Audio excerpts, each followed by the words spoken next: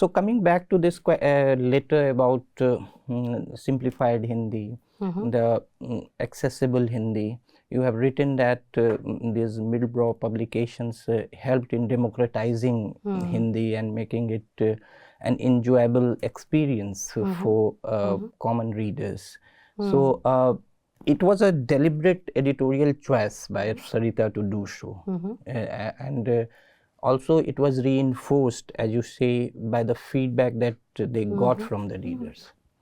So could you please dwell on this? Yeah, I think it's very interesting to me also as a scholar of also history of Hindi to see what are these different narratives that emerge in the same time period, which we often see from the lens of the Constituent Assembly debates on Hindi. You know, because the new nation has just come into being, and what will its language be? And Hindi is posited as one of those big winners, right? And people are deeply unhappy about it, and so on and so forth. For Sarita to take a stand, it's very much a Hindi language magazine. But what does it mean when, say, Sarita's editor says Hindi या फिर उसे हिंदुस्तानी कहें, Hindi, or should we call it Hindustani? Now that word is a very, very deeply laden, word, again, if you look at the history of Hindi.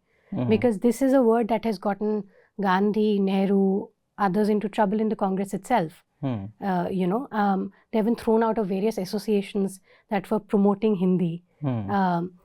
So these are very interesting sort of moments in the magazine that gives one moment for pause, right? So what does it show? It shows that, this publishing house definitely is not interested in this promotion of a certain kind of Hindi.